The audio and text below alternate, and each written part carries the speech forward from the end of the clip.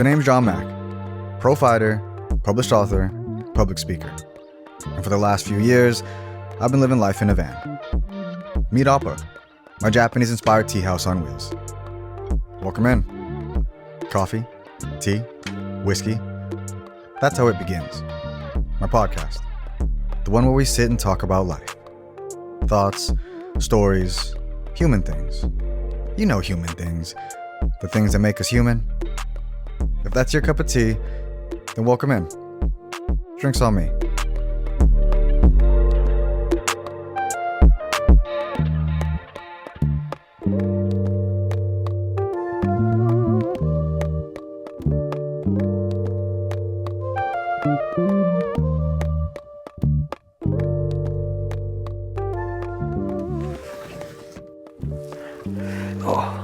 Come on in, bro. Thank you. Salamat. Salamat. Walang ano man, ha? If you didn't know, this is going to be a Tagalog podcast. Yeah. Yeah. We're hitting all the corners of the world. Yeah, man. How you doing, bro? Looking at it, man. Thriving and surviving. We're on Thriving 2 and feet, surviving. baby. We're on 2 feet. Yeah. Cool, bro. Can I interest you in a drink? Water, tea, coffee, whiskey? I'll take a whiskey neat. Whiskey For sure. neat. Oh, Yeah. first podcast. We are going straight to the whiskey neat. I love it. I love it. Yes. Yes. Yes. All right. Whiskey neat. Have to, get the mind juices, I I guess. will, right? I will match you for that. My boy. So we got some Suntory okay. Toki whiskey, Japanese tea house vibe. We got to rock the Japanese whiskey. Yeah, dude. Oh, I love that.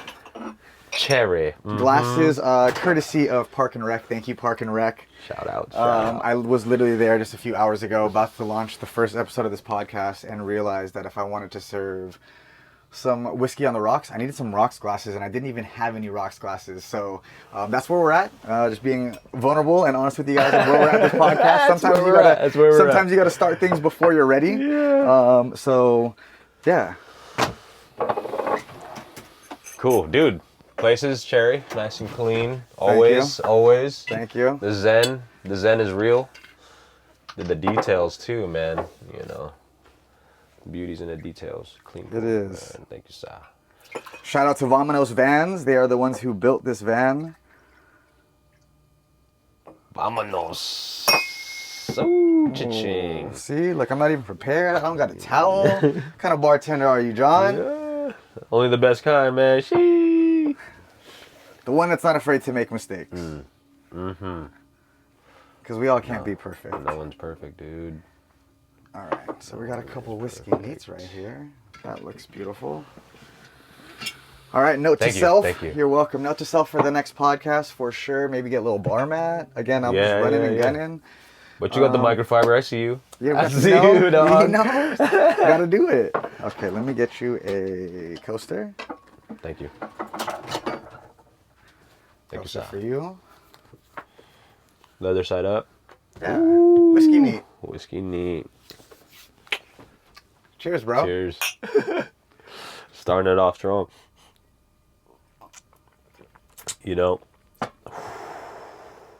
I just got put onto that recently. My boy really likes going back to Japan, and he comes back with bottles, and he says he spends a lot of money on these things, so he goes hard on that. Bro, it's so delicious. Japanese people do everything better.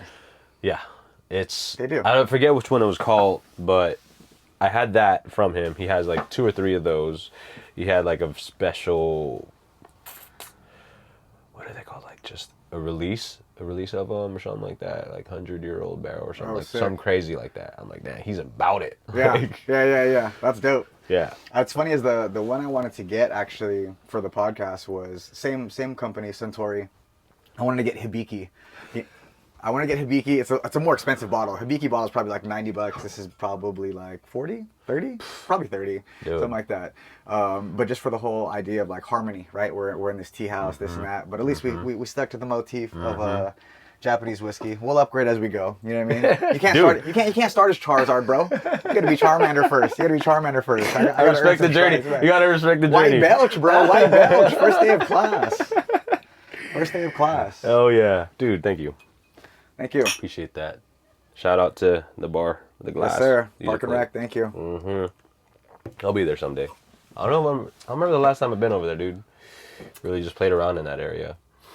What is your Friday look like? I work at Carl Strauss, so What time? I close 4 to 10. 4 to 10. Oh, okay. That's like pretty much my shift also. Yeah. If we can make some time before I dip out of San Diego, slide to the bar while I'm bartending, that'd be dope. Okay. If not, we can even just go there and have a drink. Okay. Yeah, Cherry. Yeah, for sure. Hell Cool, yeah, man. I love it. Hell yeah. You ready to jump into this podcast? Or what? Yeah, How you feel? I mean, I'm feeling really good. I'm honored, honestly, still honored. Just fucking telling me that I'm here. You know what I'm saying? Yeah. And just knowing that and sharing the space, really, because we're both on our path, and just this is like our catch up as well. Yeah. And it's great that the catch up's gonna be caught, you know. Yeah. So like being able. For those of you out there listening, I haven't seen you in. When's the last time I fucking saw you, bro? Bro, before I split. You know what though? No, I saw you in passing at REI, and that's how I kind of like reconnected. I ordered something. I think it was like some type of something. Yeah. Like a wash pouch or some type of store. thing, whatever. And I came to go pick up, and like REI was the new thing. Building, yeah. It was a new building, and you were in there. Mm-hmm. But before that, I hadn't seen you in a minute. Mm-hmm. I hadn't seen you like basically since you dipped out. Yep. I mean, we talk on Instagram or Right. like send text messages here and there, Yep. but like in the flesh. I had to be that last time I worked on you. Yeah. I think over down in the city at your boys' At Vision on- Culture. Yes, At there Vision you go. Culture, National City. Right? Is National it? City. Or was it your fight? Because I saw you at your fight. Right? The fight over I in didn't act. Escondido. But Yeah, after that, I feel like I saw you after that too. it might have been. I don't know. Either way, Yeah. we're here now. I'm back. But that was 2 years ago. Yup. 2.5. 2 and some change. Yeah. Shit's crazy. Life be lifing. Life be lifing. That's a bar, folks. Life be lifing. We about to get into some life be lifing. We're gonna transition here to a little bit more formal conversation. This is my first podcast, and there's gonna be many more to come. I'm still figuring it out as I go, but I hope you've been enjoying the show so far. We about to get started. Episode 1. Lift up the cup. All right, guys, now that we have our drinks, we are settled here at my table in my van named Appa. This is where we will be having conversations over whiskey, tea, coffee, water, the beverage of choice of whoever it is that I'm having on my show. Today, episode 1, I don't even have an introduction yet. This is how authentic this is, guys. But this is my homie, this is my brother, Peter Dagalea. Hello. Thank you for being here. Automatic. First podcast. First. Like I said earlier. Wait. 1. Hey. Yeah, like I said earlier when I was making the drinks, like I've just been like really running until this point, you know. I respect that. I found out, I mean, I kind of really knew that I was going to have surgery. But I've just been running and gunning for the last 2 weeks. Like I basically found out 2 weeks ago that I was going to go home for surgery and it was going to be a long recovery. Like I was basically going to be home in the Bay for like 4 or 5 months. Word. And so I was like, oh shoot, man, like my chapter in San Diego is about to be over. Not that I couldn't come right back after that 4 or 5 or 6 months or however long it was until I could like do stuff again. Right. But it was coming to a close and it put me in the space of like, oh dude, like what do you want to do with the rest of your time? You know, and this podcast was something I had been wanting to do literally since the build of this band. This space right here was curated so that I could have conversations. I didn't with even people. know that. Yeah, that's crazy. Yeah. But I guess I had to go on some other side quests and side missions before I was ready to like take this on. Oh, we'll dive into that. You know, but we'll dive, yeah. But yeah, dude, so I've just been like literally running and gunning, like I said, like from here, bro, like in all honesty, folks, like that pillow that you see next to him, that blue one, like I literally just bought that at IKEA today to match this one. I went to work again, like I said, Park and Rec to get some glasses. Like it was just, sometimes you have to start and you have to start before you're ready. Because you're not always going to be ready. And it's just like, if you have to wait until you're ready to do something, most likely you're not going to do it. Right? You got to be afraid. You got to be afraid. You got to be afraid. So yeah, so we're just winging it. I hope you guys are enjoying the episode so far. Yeah, bro. That's it. What's up, man? Dude, you know, you got Op up in this here, looking fresh as ever, like I said, dude. And one thing I shout out, you know, big influence in our life, Samurai Shampoo. You kept the zen here, you know what I mean? All the way down to the details. Yeah, dude. Everything here, bro. It's just, you have that energy about you, you know what I mean? You can bring peace, but you also can bring the chaos when it's controlled. Yeah. You know, so it's... It is that balance of yin yang, and it's really cool that you highlighted that piece right there. It's I only have one piece of artwork in here. Again, the whole Zen vibe of just simplicity. Yep. One of my best friends, Randy, shout out to Ran. What up, Ran? He gave me that, and it is a watercolor painting of an anime, Samurai Champloo. The soundtrack behind that was by a man named Nujabes. I don't know if I'm pronouncing that right. Rest in peace. Rest in peace. Jun Seba. Yeah. Godfather of lo-fi. Say less. For real. This is crazy. Yeah. But big influence. Big influence. All the elements. Yeah. Hip hop. Oh, dude, anime, for sure. If you haven't seen balance. Samurai Champloo, watch it. And it ain't like no crazy, you gotta watch 1,000 episodes. I think there's like literally 26 episodes. Yeah. So just... But you find out about yourself, you know what I'm saying? Yeah. The little clues. And honestly, even this yin yang of because I had this orange one already, right? Like I got this pillow because I create the fall vibe. Yeah. But then I got that because it's very much like the Jin and Mugen, right? Like Dude, that energy. Dude. And to even top on that, it's funny, my plant's name is Fu. Because Jin, Mugen, and Fu, right? Oh, Fu, the girl, yeah. She's the one, she's side quest, you know what I'm saying? Hella. So then when I get up in the morning, I talk to my father, like, what's up, Fu? Yeah. What are we going to get into today, Finding both sides. Dude, I love that, for sure. Hell yeah, dude. So where you been, man? You were on a mission. I mean, I was obviously working with you at REI for a minute. So to give you guys a little bit of backstory, how I know Peter, I met Peter maybe like 3-ish years ago, because I've been in San Diego about 3.5 years. Right. And before I got into this van, my first time living in a van. I've been living in this van for almost 3 years. But as I was getting into the space, I realized I have never lived in a van before. I didn't know anybody who lived in a van before. I don't know nomad life at all. And so I basically got a job at REI because I figured this is where all of my nature hippie people are. People that have probably lived in a van before or have been of that nature or things like that. And while I was there, I did actually meet a handful of people who have either lived in a van or were currently living in a van. And Peter's one of those dudes who I just vibed with, I just fucked with, and we just became homies afterwards. Even after I left and after he left, he came back. But regardless, it was cool for us to kind of come together and kind of have that connection. So that's a little backstory on how I met this man right here. Yeah, that is how we met. The outdoors, right? Yeah. That's the push, and I think both of us mostly still push for that, because if you're not outside grounding yourself, you're not finding nothing. Still at REI, shout out. They help me out right now, and it's part of that side quest we're talking about. But the most recent, after I left side quest, was I've been in Maine for the past 2 years. So that side quest in itself was scary, leaning into the fears. But I knew I had to do it because I was doing it for all the right reasons, right, folks? The heart does what it does, so I went for love. JonMac knows exactly, because that's when I came into his life. Yep. He was in that section of his life, and that inspiration was I didn't even tell you earlier, but that was a push for me to go do about my business. Because don't get me wrong, the thought of you and your life with your wife, ex-wife, and just helped me be all right, this could either go one way or the other, but I'm just going to keep pushing for one side. If it ends up going that way, at least have influences that I know are going to be all right. Right. And for some reason right now, people around me too, who are around me, are going through a big influence of separation in their life. But I'm kind of that stable ground for them. Being that influence it's going to be all right. Now you're that rock because you've been through something. You've been through the storm. Yeah. You've been through all the emotions, the turbulence and all that, and you've obviously found yourself on higher ground. And then so when you see another person going through that situation, you can't help but have compassion and be able to hold space and be able to be that rock. To be dude, you're going to be okay. It's going to suck. Don't get me wrong. Trauma dump. Trauma dump, But it's real, though. But it's real. It's real. So to that extent, I went there looking and doing the love part, did it for a while, did all the outdoor things, if you want to dive into it, I was a commercial lobsterman. I was doing chimney installs, just installing wood stoves. I was stacking wood. I was doing all the things, it was fun as fuck. I don't regret any moment of it all. But the thing of the lost part was what was gained, and that perspective in itself was fun. It was humbling. It was also very growing, pushing the boundaries of fears that I never knew I had. And I think I've been leaning into that a lot lately, and making it synchronize into what can be gained in my life. Talking about pushing the boundaries of fears, right? You obviously like dipped out, like drove to Maine, like you and your lady basically had correct me if I'm wrong.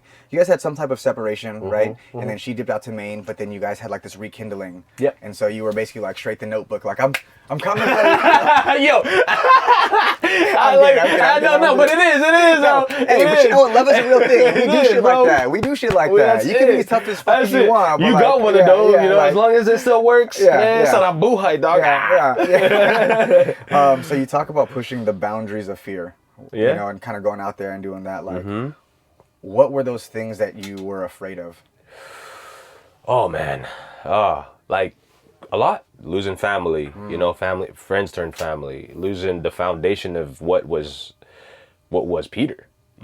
Like, because people now, they think, like, I'm glad you're taking and holding the space for me, because a lot of people, even previous coworkers at REI, share you in this light that you were in, right? Right.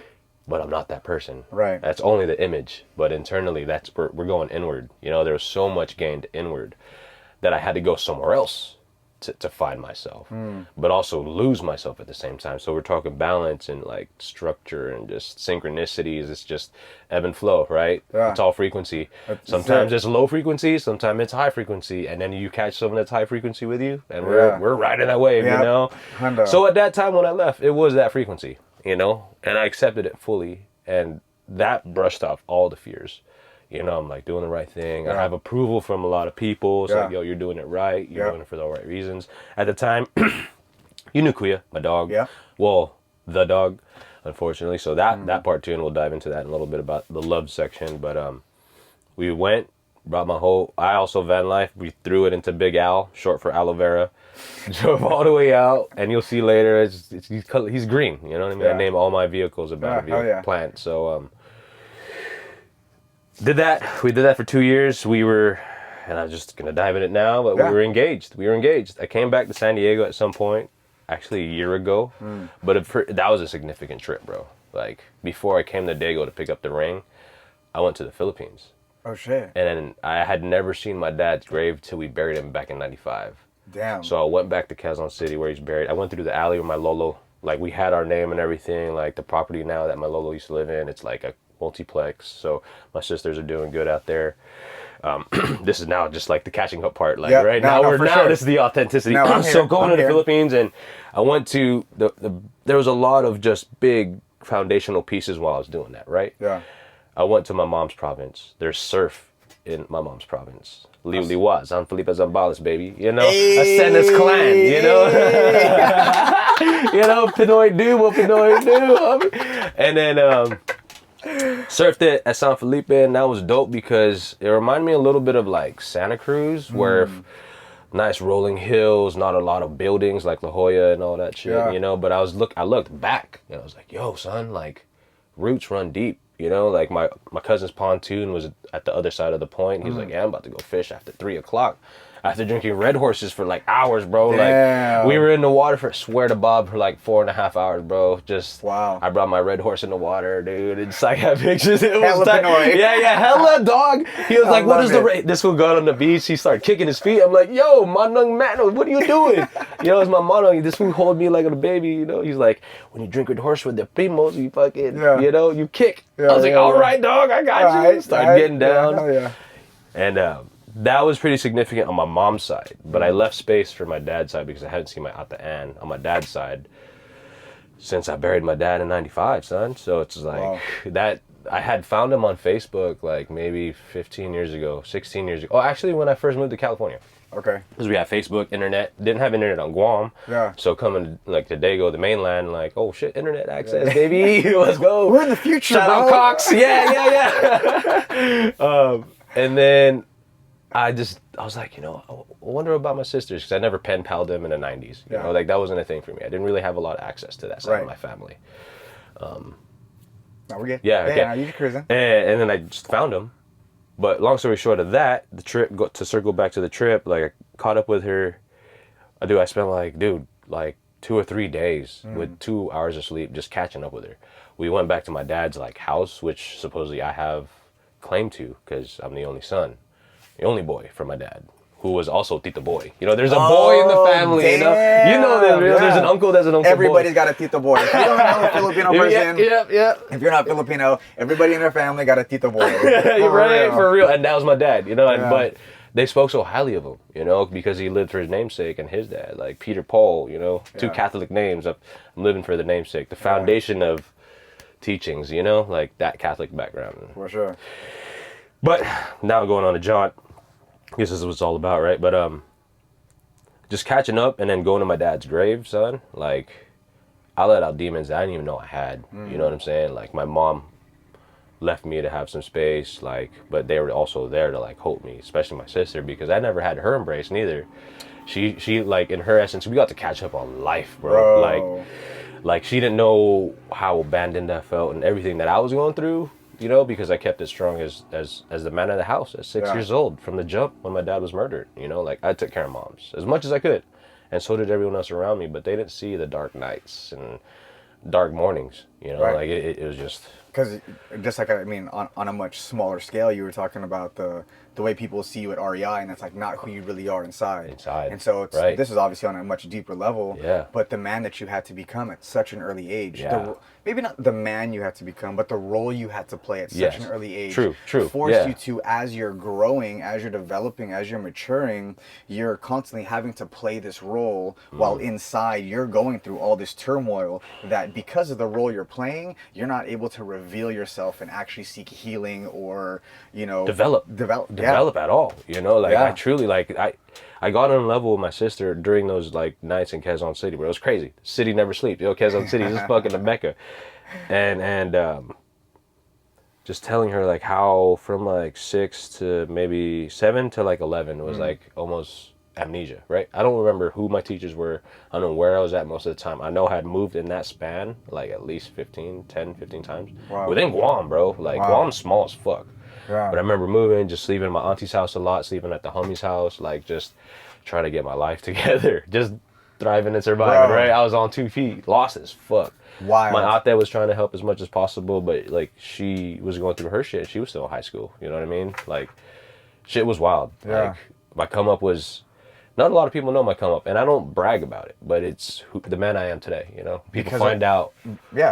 Like, oh shit, your dad was murdered. You didn't have no father figure. I was like, no, but I had the homies. I had my uncle. I had people who stepped in. Like, those people were immediately my father figure. Because one thing my dad did leave behind was like, respect as a Filipino, right? Mano po, anyone. Anybody. Auntie right away, whether they be Mexican, black, white, anyone. Auntie. Automatic. Village life. It's village life. We're all one. Tribal, But, you know, I'm getting on a jargon, but it's okay. The significance of like, going to the Philippines first and then coming to Dago to get that ring, right? I made her a 1 of 1 from one of our best friends. Shout out to the Blumenfeld family.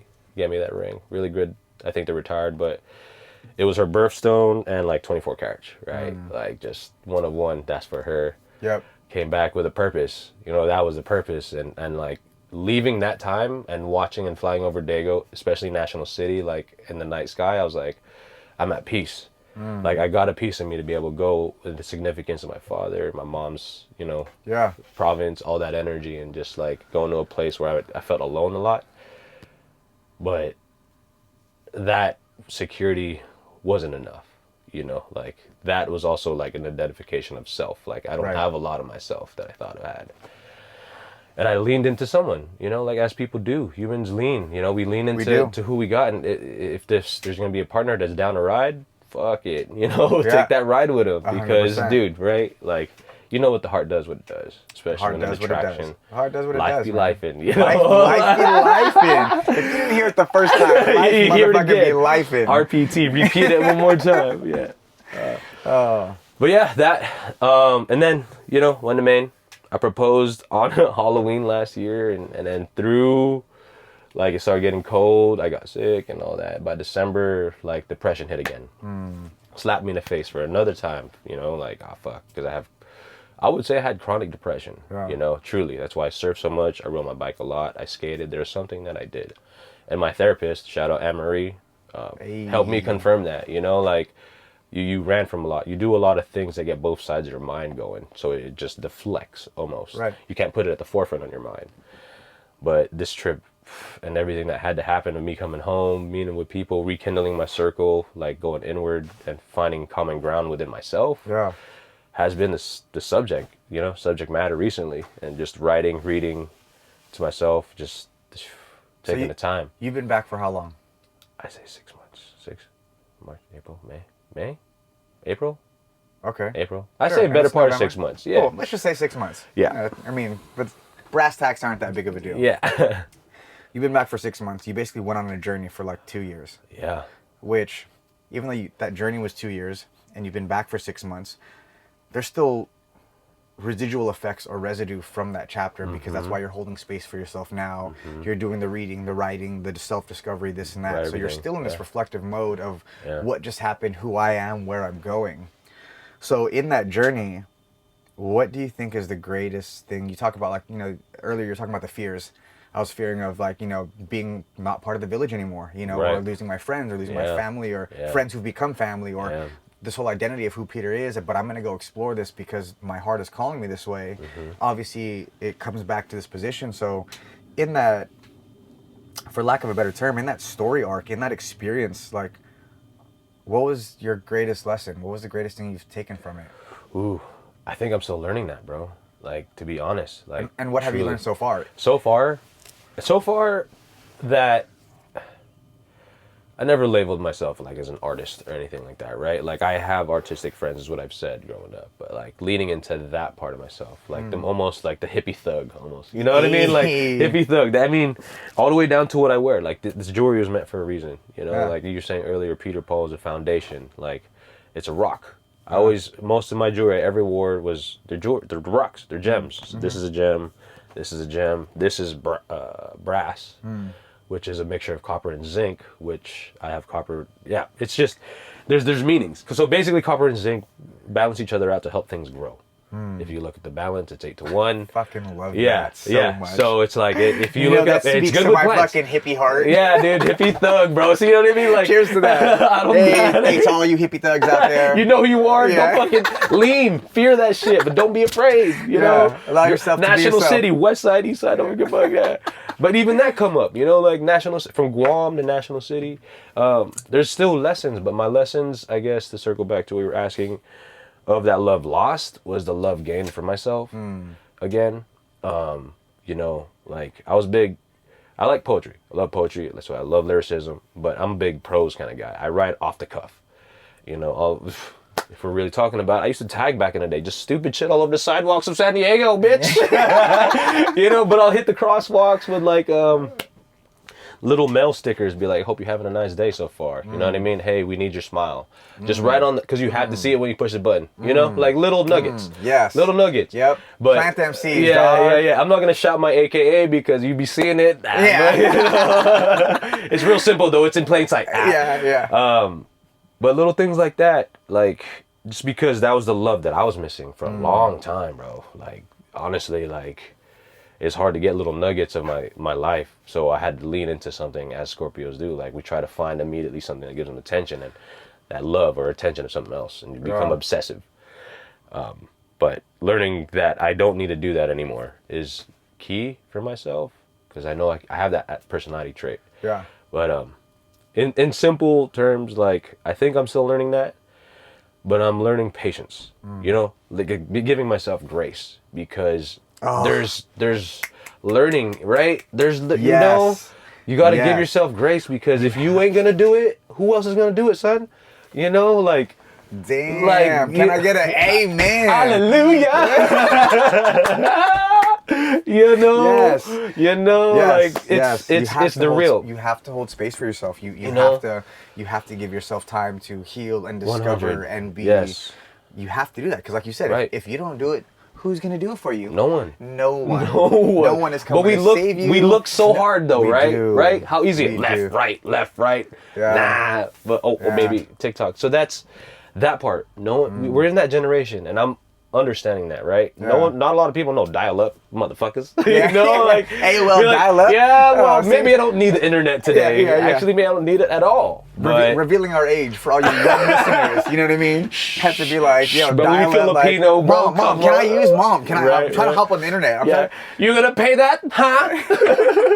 But and you know, again, what did I say earlier? I see me seeing you, seeing me, seeing you. Like, I respect the journey too with you. Like, dude, 1000%. Like, this is where it's at. This is what it's coming to fruition. I only expect nothing but a great journey, and I've seen it before with everything you pick up. You know, like to your space, to your profession, to. Bro, you like, don't you coach? Like, don't you straight up coach? I mean, yeah, I do. You do the thing. You do the things. You know? Yeah. And I think... And that gives me inspiration. That's the gaining for me, I guess. Is like truly everyday people really shed a light on your life. Whether it be over there or over here, but at some point that light is still inside. You know what I mean? So. Yeah. I think that, you know, earlier you mentioned something about like being an artist and not necessarily labeling yourself an artist. And I think there's two things in that. Because you were just talking about like, oh, aren't you a coach and aren't you also this and, you know, aren't you also do that? Like, I think one of the reasons we struggle as human beings is we try to be one thing, you know, and it's like, I even thought about that when curating this podcast. And obviously you saw from the introduction, like, I was just off the top. I didn't even plan. I didn't even have anything ready. No script. I'm like, oh, dude, here we are. I guess we're doing the first one right now. But the idea was like, you know, wanting to have everyday people on this podcast to just talk about everyday things that we really go through as human beings to show that everybody, I don't care if you're, you know, the highest celebrity or king or president or whatever, or you're just a grocery store clerk, like at the end of the day, we're all just human beings. Straight up. And I felt like in introducing like, oh, this is Peter. He's you know, okay, now just to take example here. Yeah. If I were, and this is for both of us. Okay. If I were to label us based on our just current job, right? Because the question is, oh, hey, like we're at a bar. We just met. Hey, what's up, man? I'm John. Yeah. Peter, right? Yeah, like, oh, yeah. What do you do? That's what we lead in with, right? Yeah. Exactly, so dude. People will then associate what they do with who they are. Right. And those are two different things. Absolute. And so what happens is I could say like, oh yeah, he is a bike technician at REI and I'm a bartender. And then we can stop both of those sentences right there because that's how maybe we're currently getting paid. But that's not who we are. That is like a very small, like looking through a coffee straw of a person. And all the things that are about them, all the characteristics, all the personality traits. And I think that, honestly, I feel like everybody's an artist. And some people are maybe just aware of it or not. But I've realized that, like, say, like, everything that I do, like, these are all expressions of me. This van is an expression of me. The way I fight is an expression of me. The way I write is an expression of me. I'm a writer and a fighter and a coach and a teacher and a bartender and a whatever it is. You know what I mean? And you know... millennial, you can. And Filipino, all of the things, you know, like as a bartender, it's like if I'm gonna make you a cocktail now, mind you, we're erring on the side of simplicity, and we just had a whiskey neat, which I'm actually ready for another if you are. Yes, sir. You know, I'm making cocktails and say, let's just take a classic cocktail like a Moscow Mule and say I'm putting a couple dashes of bitters, I'm putting some ginger syrup in there, maybe I'm putting some lime, then I'm putting some vodka, and then I'm shaking it up, and then I'm adding soda water. Right. And there's all these ingredients that are in a single cocktail. Elements, right? And so what happens is there's so many elements in a person, yet we label ourselves as one thing. And then when we try to label ourselves as one thing, and we only do that, or we put ourselves in that, and then we kind of go out of that range or out of that role or out of that thing, we either feel uncomfortable, we feel ostracized, we feel like, should I be going in that way? Am I imposter syndrome? Or we devalue ourselves because we say like, oh, I'm just a bartender. You know? I should be doing something because I'm associating with the thing that is currently paying me or the job that I'm doing. But at least for me as a human being, like I've learned how to separate those two things. You know, what I do is not who I am. You know, and I feel like as human beings, we need to be more aware of that because people struggle with self-confidence because they say, oh, I'm just this. In this generation, for sure, because everything that's easily accessible, you know, like on everything you're sharing, you know what I mean? Because it's truly that, like the influences. You know, keep talking. The influences, thank you. The influences down to like everyday life, like social. Like just the working area, you know what I mean? Even down to what you're saying, like you have your locals who come up to your bar every single day and they think they know you because the small talks, bar talks, right? Bar talks, small talks, whatever you want to call them. But I think at this day and age and just the kind of people we are, we look for depth. You know, I'm very, you know, socialistic and I have to be surface level with some people, but once they see the depth and it comes out in certain ways, like in what I do, then they get a little, you know, like, ooh, question mark. What is this all about? What? Ooh, Peter's a little interesting now. All of a sudden, thank you. You know, You're welcome. But yeah, man. I mean, shit. It's true that a lot of people do start off with, "What do you do?" You know, like it's like, why does it go straight to that? Like, why don't you ask me what I'd like to do, or like what does Peter do? Because that's kind of where I start out. I don't ask people right out the gun like, what do you do? Yeah. I'm like, so what's, you know, so and so, what do you like to do outside of what you're doing? I mean, you don't ask people that because you have understood a different side of yourself and humanity and things truly. like that. But in general, like the masses, like that's how they talk because that's how they associate themselves with. And so a lot of people do things, Profession, playing certain roles, getting to certain professions because I feel like this is what makes me look successful or this is who I am or whatnot. But then go through their whole life and actually never know who they are. That part, you know, exclamation point, because there's so much diversion.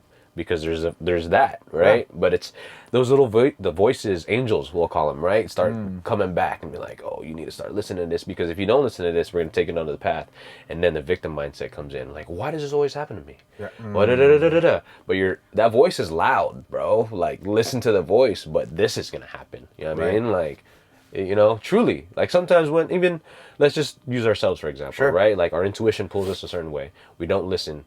And then something truly drastic for ourselves happens, right? Not anyone around us, it's just within ourselves. Right. Because I didn't listen to that voice. Yes. You know, that's why I say angels, because sometimes you just, you know, they watching. You know, Bro, our ancestors are our angels because they're looking for that one that makes it out. Right. Generational trauma. You know, that's what I've leaned into. Like, there's a book I read called Signs. Like, anyone that passes away, their physical body leaves, but the spirit, you know, their beams of light, you request it, it's there. Nothing is ever destroyed or created. Never. Right? Like, if we talk about that, then, man, we about to go in a whole nother area right now. Side quest! Side quest! Yeah. Cheers, bro. Yeah. This is as organic as it's going to get, dude. Yeah. This is what ask and now shall receive. Yeah. Keep it real. You know, everyday people up in here. That's it. That's it. Yeah, man. So, like... Yeah. Yeah. It's good whiskey still. It is good whiskey. No matter what. This is good. Creative juices flowing. We're not fucked up. We're just, you know, this good. is... I love this. I love this. There's like two sides of me that are experiencing this at this moment, right? Like I'm here, I'm having this conversation with you. And then also the slight realism of like, all right, bro, we're actually making it happen. Like we're back on the mission. I feel like this is part of the mission. Yeah.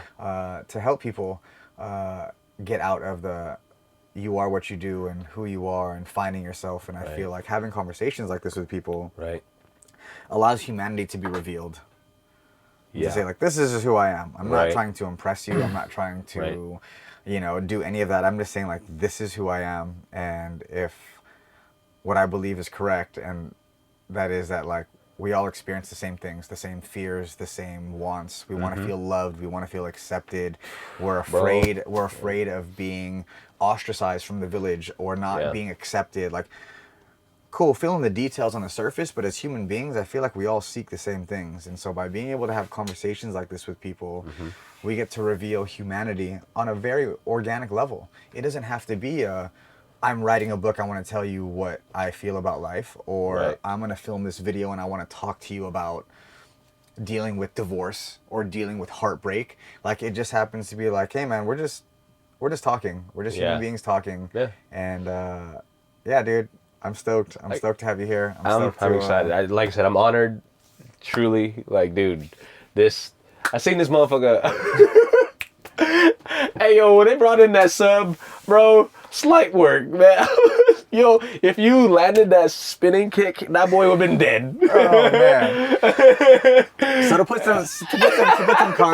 some context around this, because he's wearing a shirt right now, has my name on it, JonMac. For those of you that know, that I fought a few months ago at Bellator, which was a kind of a bucket list thing for me. So that's kind of why I sent that. But I already had some energy a couple years ago in 2022. I moved to San Diego in 21. Yes. fresh off a divorce, talking about like heartbreak and refining yourself. Yep, okay, yep. so that's kind of I kind of want to get into that. So I met you on this healing journey, and you guys can now follow along with this kind of healing journey. I went through basically a divorce during the pandemic.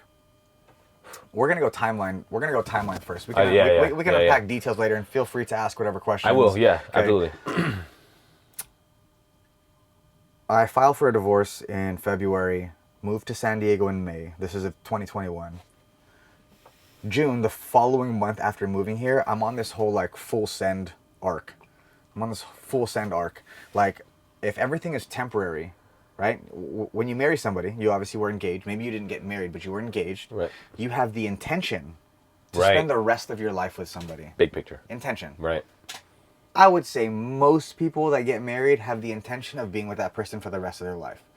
There are some people who get married for other reasons, but I would say the majority intention of what marriage is for you to spend the rest of your life with somebody. Forever, which is an illusion, okay?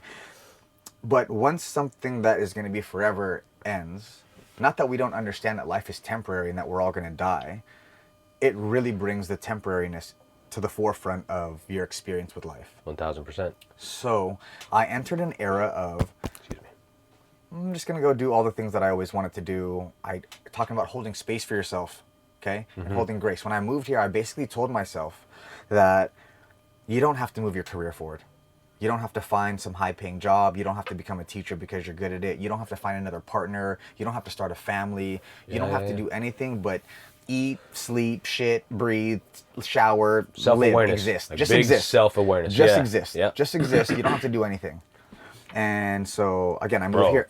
You're hitting it, bro. Like that's Keep going, please. I moved here in May. I buy this van in June, empty. There's nothing in here. It's an empty cargo van. I buy it in June, and I eventually find the builder in July, Ben Price. I think it's his real last name, but shout out to Vominos Vans again, who built this beautiful van. Ben is the owner and curator of all things Vominos Vans. I hope to have him on the podcast at some point. He doesn't know it yet, but he will be on the podcast. Because obviously he fucking built this van. The intention, right? Yeah.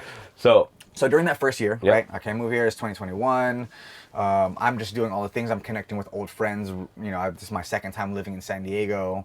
I start working at REI. I'm like, bro, I'm about to move in a van. I don't know nobody. Like, I need to be in the know. You know what I mean? That's where I met you. Yeah.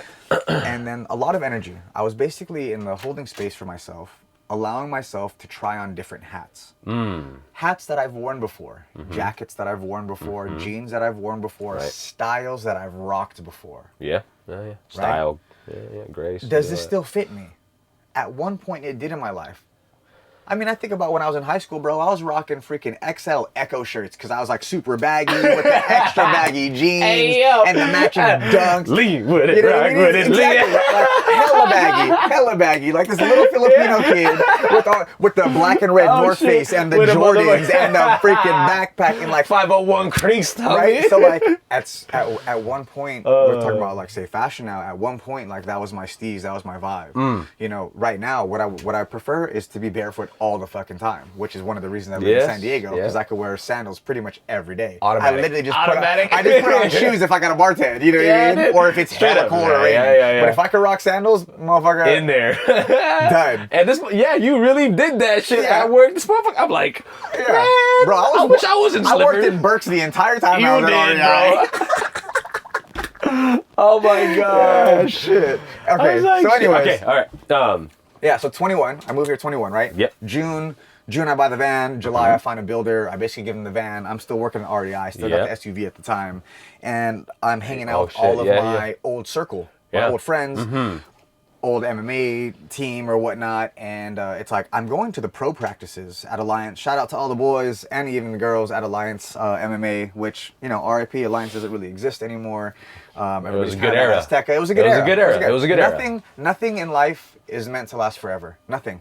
That is the nature of life. Right. Sidebar, and we'll come back to the storyline. Okay. I used to say that life and death, we're talking about paradoxes and opposites and yin yang, Jin and Moog and Samurai Champloo, these complements of black blue and white. Yeah, exactly. You know, dark and light, all the things. Man, I don't even know where I was going with that. We were talking about life. Okay. Yes. Thank you. Yeah. Thank you. Okay, so life. I used to call like life and death but it's actually not life and death. I think life is the whole thing, simply the existence of things as they are. Right. And the complements are birth and death. Okay. Things are born and then they die, but the cycle itself, I realize, is what life is. Right? And I feel like I learned this indirectly from my mom being a gardener, I'm going to have my mom on this podcast at some point. Got to. Gotta have auntie. For sure. Yeah, Mama do. Yeah. Things are both coming to life and decomposing at the same time.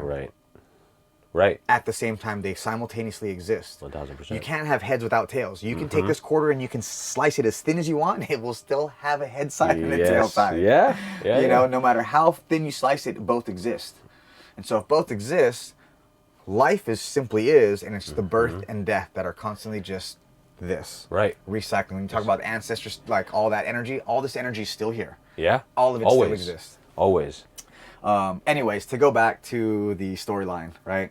I'm revisiting old energy. I'm hanging out with my old team, and it's just like, it's almost like, John, why are you here, bro? Like, everybody here's got fights coming up, because that's like the nature of like when you go to pro practice, you know, it's like someone's got to fight in November, someone's got to fight in December. Oh, both of them are fighting on this card. And I'm over here just like showing up like I'm playing dodgeball in 3rd grade. Like, hey, guys, can I play a pickup game too? Like, I just love sparring. I love martial arts.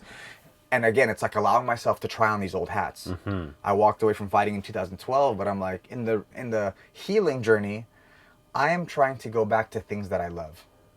Because I'm trying to find love in myself. Right. So that I can love myself and feel whole and feel connected. Because before I can love someone else again, I need to refine myself. I found myself before, but it's a refinding.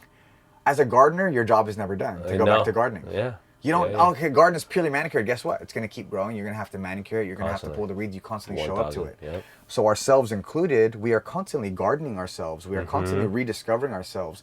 And in the rediscovering of myself, I was allowing myself the space and grace to put on old hats.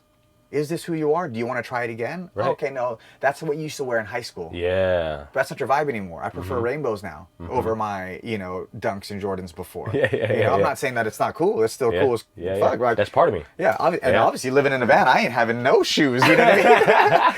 But the idea of trying on these old hats, and so one of them was like, I don't know, maybe I want to fight again. Who knows? And it's funny because I wrote a whole book about walking away from fighting. I mean, the book isn't about walking away from fighting. That's the storyline on the surface. The book is about the spiritual journey that I went on. But it was like, let me try this hat on. And all my coaches were like, oh, bro, like you haven't fought in like a decade, bro. Like, just take a small little regional show. And I'm like, nah, bro, I'm like, I just, like, it's not about that. I just want to do it. And they're like, nah, take a small regional show. Cool. All of my coaches and teammates were basically saying, like, just go do like this little gladiator challenge regional show. Yeah. So I'm like, yeah, cool, I'll do that. Fine. Like, I'm going to listen to my coaches. And I was originally supposed to fight this dude who later I actually trained with at Azteca, this dude named James Settle. He's like a purple belt. He actually used to train with like my same team, Alliance, like as if like he's a legit fighter. Yeah. Right? Okay. At the time, I was also still a purple belt in jiu-jitsu, the XYZ. Like, cool. Like, that sounds like a fun first fight. Yeah. You know, it's like, I wanted to reference Samurai Champloo, you know, that opening scene. It's like, oh, are you those, like, the people that they called, like, the badass motherfuckers? Yeah. And he was like, no, I just slayed them. And he's like, oh, even better. Like, he wanted the Plot smoke. twist. He wanted the smoke. He was like, I don't really care. I just want to test my shit again. You know what I mean? Yeah. And that's kind of like the feeling that I felt. I had nothing to lose. I'd walked away from fighting. Like, I had lived a whole nother life. It was just like, I just want to see, you know? So I kind of put myself out there, and then, you know, a couple weeks before the fight, they're like, the dude who you're supposed to fight, like, pulled out. Like, he doesn't want to fight you. Like, this is such a small show for such a tough fight. Right. Which, I understand. I'm a tough fight. You know what I mean? Like, I get it. You have a lot on the table. Yeah, dude. But I already sold a bunch of tickets. It was like my supposed like the return. shirt. Yeah, like, I was there. I'm like, listen, motherfuckers, I'm still trying to fight. Yeah. Like, just, I don't care. Just get me somebody, because I sold tickets, I sold shirts. Like, I'm still trying to boogie. You know. You were like second to last fight, right? Or second or last fight? No, I wasn't last fight. I wasn't last fight. But it was fucking wild, because the replacement they had for me is like, the joke is like, I fought the dude from 7-Eleven. Like, what the hell? Like, low key, this dude had and one shorts on. Bro, dog. And one shorts, dog. It's freaking 2022. Like, you bought that at the thrift store. Homie. Yeah, so it was like, you know, I literally didn't know who I was going to fight until weigh-ins. I mean, not weigh-ins. The day of the fight, where we're in like you're backstage, you're in the tent. They're like, okay, this is so and so. This I was like, this weird thing, and like, okay, like, are you here? Like, there's Jonathan McLuhan here. Blah blah blah. Is I forgot the dude's name. I don't even remember his name. It doesn't matter, dude. Actually, I mean, what matters, but it's also. And he goes like, is he here? And then this dude raises his hand, and I'm like, does this guy even know how to fight? Does he even know how to fight? Yeah. You know what I mean? It's like, I felt bad. I'm like, bro, like, not to like toot my horn, but I'm like, I'm a very skilled samurai. Right. And you're going to put this dude who looks like he's never fought a day in his life. Bro, he's wearing N1 shorts. If you walk into a gym wearing N1 shorts, you're like, that motherfucker don't know how to fight? Yeah. What? Like, bro, you're not going to get away with those on. You're going to trip yourself. So, it was like, I felt like I still had to put on a show because people like you, people in my village, people came out to support me. I feel like I still have to put on a show, but it was like, I also don't want to just like destroy this dude because like he really shouldn't be in here. He really shouldn't be in here. That's that balance. He really shouldn't be in there. So like, let me put on a little bit of a show and kind of like do some things that I need to do. But like, I'm also actually not trying to hurt this dude. I feel bad for him. So I was like, literally, can I just do just enough while still finding that in that moment? Because I knew there was zero threat. Right. One total control, dude. Bro, it was crazy. It was crazy. You're lying, and they're gonna like put a mouse in front of you. Like, there's no threat here. But if I just go and eat this mouse, like, then the show's over, and like that's what everybody paid to see.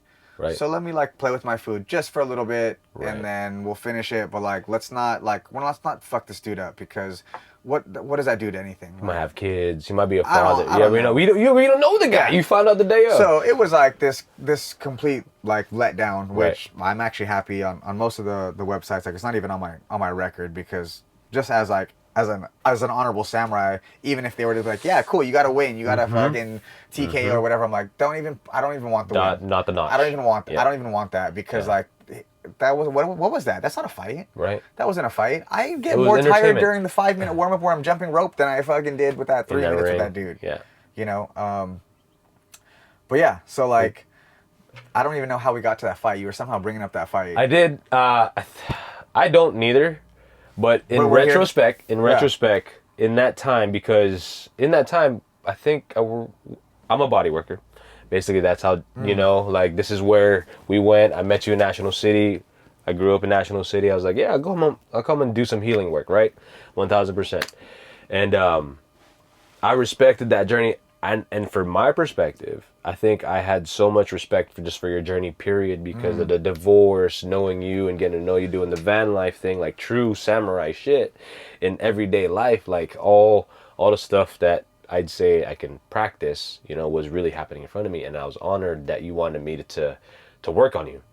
So I respected the journey. And for me, in my perspective, and all the respect and honor I do give you still, like, while I was doing that body work, like, I felt I was part of that team, that tribe, and being part of something, and like really training you going, because you took it, you were serious, bro. Like, it was, boom, this is what I'm doing, this is my person, I got that dub, so regardless of what it was, even if it was the joke from 7-Eleven, like, the journey in itself, I think, was the proving ground for you coming out, and people even around you in their old hats being like, yo, like, you got to do this because this is what you're already doing. You might as well do it. Yeah. And you did. And something sparked, Yeah. And now, whirlwind to, like, your last professional fight, which was even more of an offspring of, like, just truly that. Yeah. Whether it be the dude from 7-Eleven or even that ring recently. Yeah. Like, bro, you were at Sports Arena. Yeah. You did the thing, bro. Like, you truly did, bro. Like, you know what I mean? So, like, honor in itself within that, like, that true samurai way, you know? Like, sometimes it don't gotta be a big ring. It could be a small ring, but you stay on that path. Right. And you did that for yourself in that time, and even now with everything you're gonna be doing, in this podcast and, like, the rock cuts, the editing, because that's all you, bro. This is all part of it. Yeah. To go back to the holding space, right? I think that's kind of a good theme here because you're in the space currently of holding space for yourself, and I'm in a space of I'm about to move back to the Bay Area. Like, because this is cool. Yeah, this is so cool. I've just kind of finished my space of healing. I moved down to San Diego to heal. That was the number one priority. I just want to hold space for myself and heal.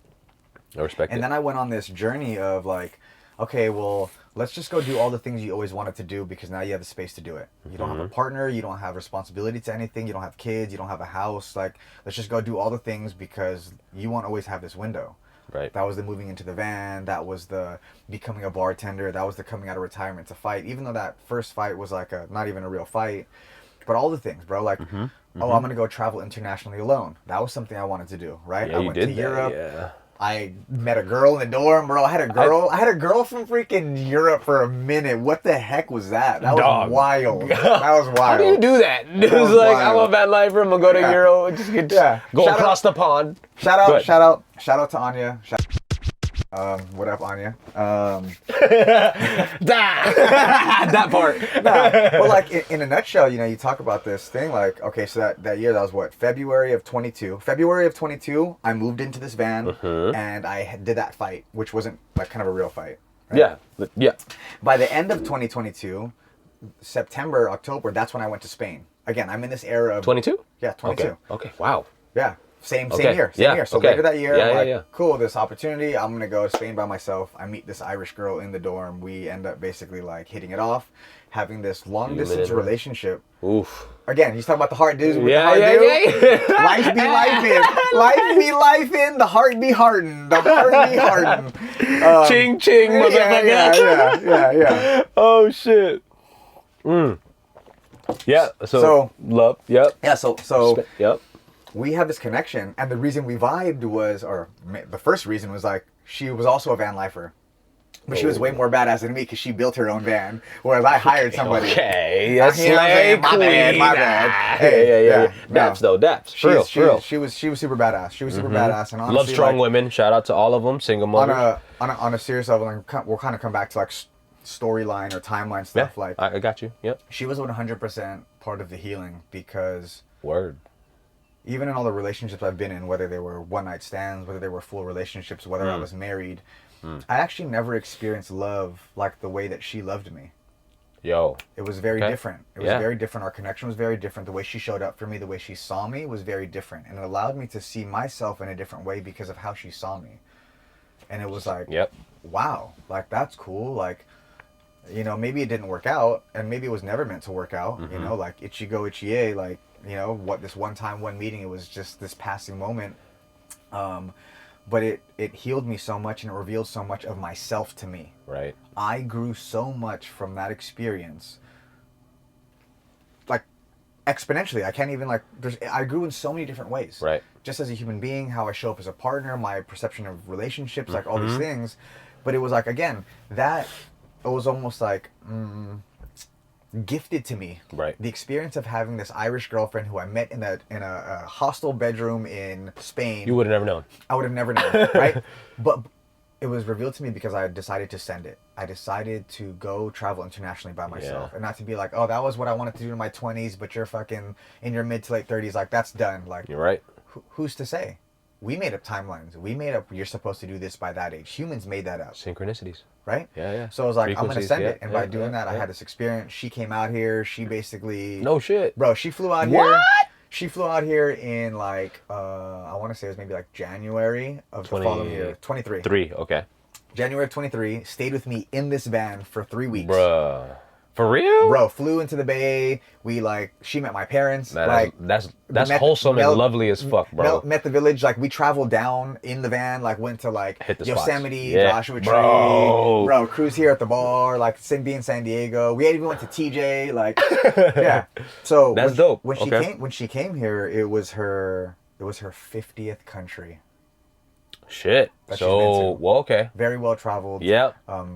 And so it was cool. She basically flew out here for me, and we had this thing, and she ended up just John. Yeah. Right. And so the beginning of 2023 was about like finding love again almost. Okay. And even though it didn't work out, it allowed me to see that I was ready for love again because I did fall in love. And even though it didn't work out, I was very aware, even though before that I felt I was healed already in terms of like, I had forgiven my ex-wife for cheating on me. I had like let that go. I have no grudges. I honestly wish her the best. Like, you're at peace. It was still some of the best times of my life. I lived abroad with my ex-wife. Like, we traveled the world together. Like, I remember telling me, all those things.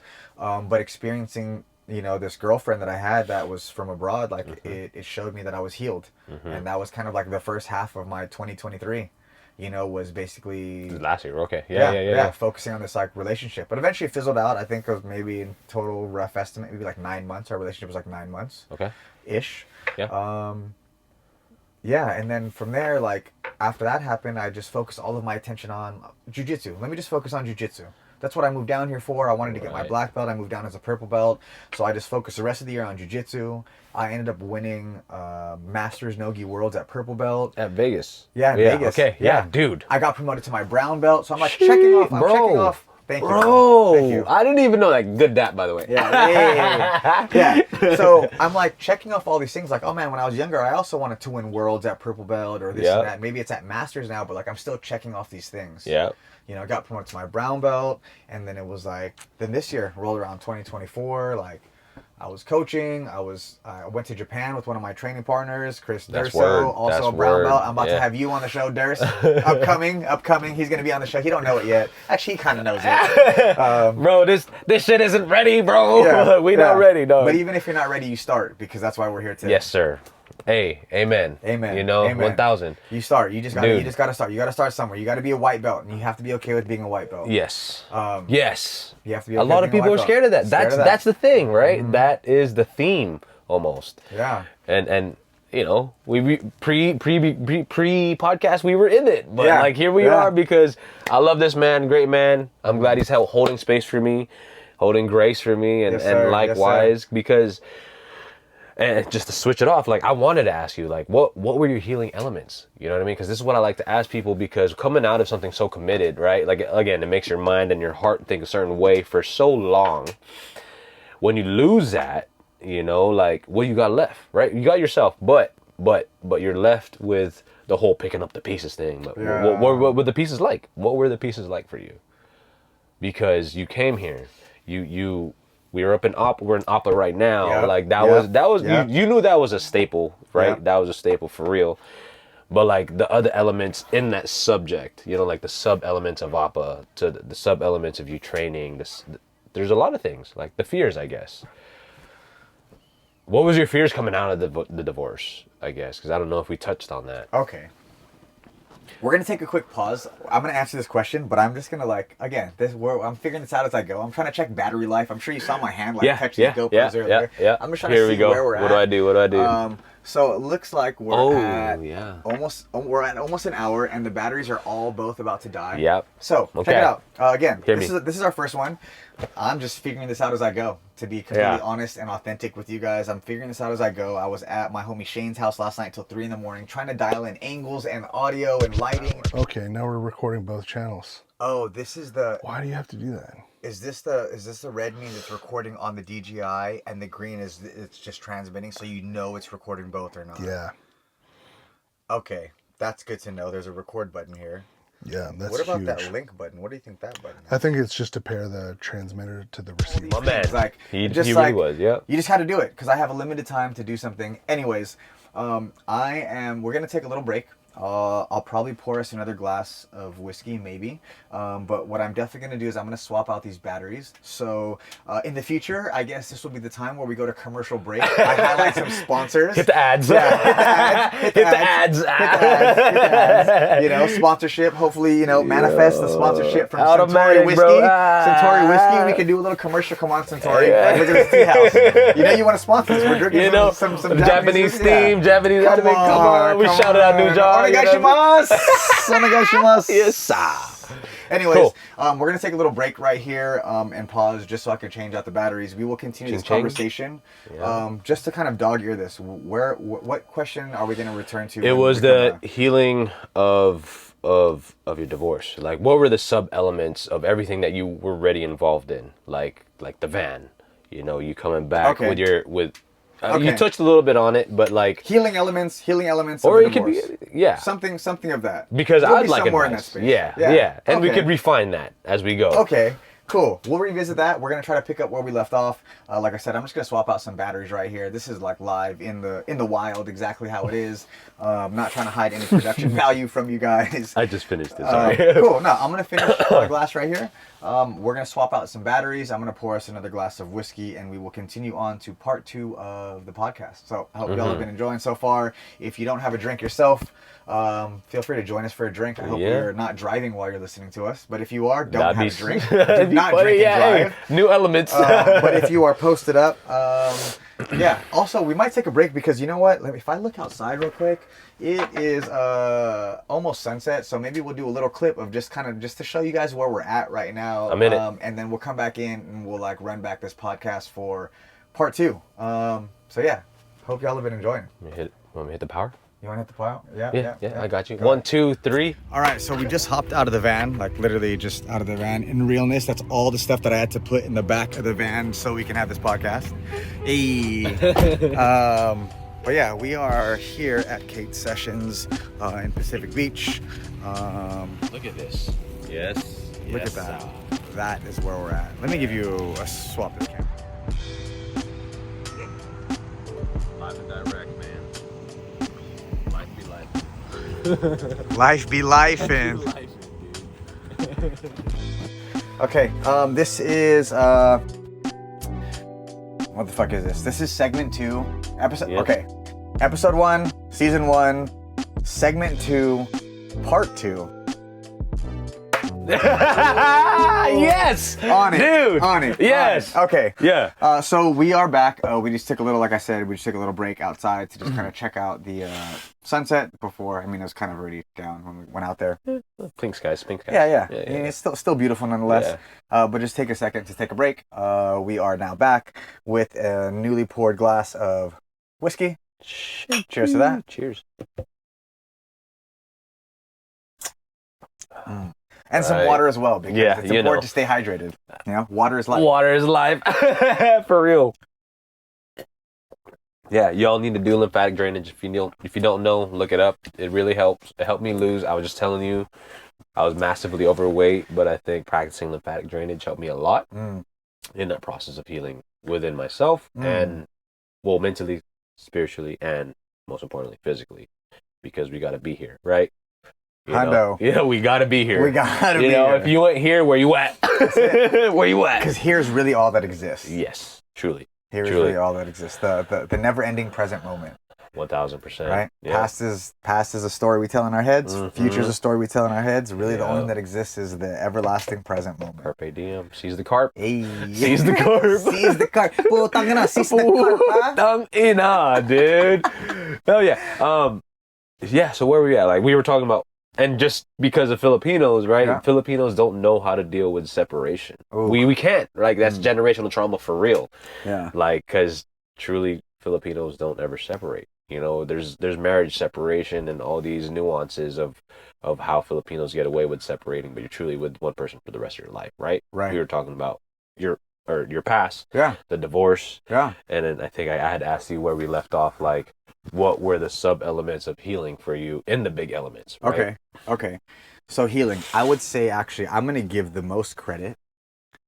And this isn't even to, like, a statement of ego, but I'm actually going to give myself the most credit. Bro. A different version of self. Because during when it's the pandemic. Yeah. It's the crazy time. It's the pandemic. Nobody knows what the hell's going on. One of a kind. Okay, yeah, one of a kind, bro. At the time, I'm going through this, like, separation. I'm not sure what's going on. I hadn't, like, found out that there's, like, infidelity in the divorce. I don't know what's going on. Yeah. And you guys were overseas. No. We were back here. We had come come back from overseas. Copy. But it's still this, like, uncertainty. But, like, a multi-leveled uncertainty, because I'm having uncertainty with my marriage, but there's also uncertainty with just life because we're also in the pandemic. Right. You don't have this. I'm not just hanging out with the homies. No. To talk and basically have therapy and talk about what you're going through. Like, you don't have that human connection because it's the pandemic. People don't even want to go see their parents. They're like knocking on the doorbell ditch, like, hey, your groceries are right there. You know, stay over there though. Yeah. Right? It was a weird time. It was, bro, truly. So during, like, the separation, it was like I was trying my best. again, even in that space, to hold grace, and be like, everybody's processing differently. Maybe like we're just going through a storm. I'm willing to weather the storm. I watched my parents, specifically my mom, weather a storm. For the first half of their marriage, my dad was drinking and drugging and a very different person. He didn't go through recovery and go through like the 12 steps of AA till like later, and then it became a different marriage. Oh shit. So watching my parents having a direct, like, this is what my perception of like what makes the marriage work, and you go through these hard times. And I watched my mom, for whatever reason, be it that she's Filipino and we don't separate, or being Catholic and like that whole thing, like there could be a number of reasons why my mom decided to stay with my dad. Just like that cocktail we're talking about, there's a lot of things in the ingredients of why she stayed. Yeah. But she stayed, and I watched her weather that storm. So strong moms, dude, for real. Strong moms, shout out, for real. Mom. I know you don't drink, but cheers to you, Mom. Cheers to you, Mom. Yeah, this for you. So I was willing to weather this storm. Now going through the storm and going through the divorce during the pandemic, I'm hooking up with one of my homies. It's really not a homie. Okay, sure, he could be he's a homie and he's family. Because family who becomes friends. You know, bro, being Filipino, like, that's my cousin, that's my nephew, but are you really blood related? No. But being Filipino, we place a high value on family, 100%. Which I love about being Filipino. It's one of my favorite things about being Filipino is the village vibe. How you talk about everybody's auntie, everybody's uncle, and it's not even your actual Yung blood. tropa ko, you know what I mean? Right. You know, straight up. And so, like, that vibe, my nephew, because he calls me Unc, right? Yeah. Nico Martinez, shout out to Nico Martinez. He is the producer of the audiobook that is Exit the Dragon. So, I'm going over to his spot, and we're recording the audiobook at his house. Okay. Word. In the book, it's about my professional fighting career, but internally, you talk about, on the surface, REI people see you this way. On the surface, your family sees you this way because you're playing this role, but internally, you're going through something else. 1,000. Yeah. Internally, I'm going through something else. Now, I'm recording this audiobook, and even on the surface, the book is about my professional fighting career. I'm going through this like spiritual journey, and eventually it's me walking away from fighting. But what I'm doing is I'm walking away from the one thing that I loved more than anything, and that was martial arts and fighting. What I thought was my destiny, all of a sudden I'm walking away from it. Word. So in the book, I am talking about how to let go of the one thing I loved more than anything. And maybe at the time I was talking about martial arts, and I'm talking about fighting, and I'm talking about my my biggest passion. And now I'm going through a divorce. Yeah. But when we're not recording the audiobook, I'm going home. He's sending me these files, and I'm having to listen to these files. I'm listening to these files because I want to make sure that I'm not talking too fast, or if there's any hiccups, let's re-record that thing. Yeah. That's part of the editing, is I have to actually listen to the whole chapter, start to finish. Hold up. My mic, I don't think my mic's on. Oh, shit. Mine's not on either. Yours is on. No? No, it's not. Oh. Are we on now? We are on now. Rock cuts. So check this out. Rock cuts. We're gonna hope that was 7 minutes and 20 seconds. We're gonna hope that transmitter actually captured some of that, because that wasn't like the hard line audio. But if the transmitter didn't capture that, then the audio is going to be a little bit messed up. I apologize for the audio being messed up. We are now back into actually recording on this. The shit you guys want to see anyways. Let's be real. This is just how it is. Let's be real. This is how it is. Cheers to you motherfuckers being here anyways. You know. Yeah. Now you're gonna hear us. Mic check. Mic check. We good? Mic check. I mean, the mic check was good. We're hoping the receiver caught it. We about to drop the mic anyways. But if not, we're here now. So to pick up where your cousin recording ebook. Okay. Yep. What we got? That one good? Okay, we're gonna run this back. Go ahead and clap real quick.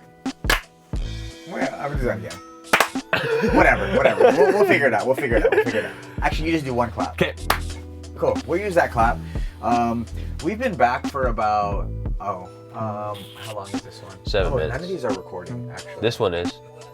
This one's 8 minutes. Okay, we're actually gonna run this. We're gonna run that whole thing back. Actually. Okay, stop this. Yeah, go ahead and stop that. All right, stop that. That one's still going, so stop this. Yeah, so I'm gonna stop this.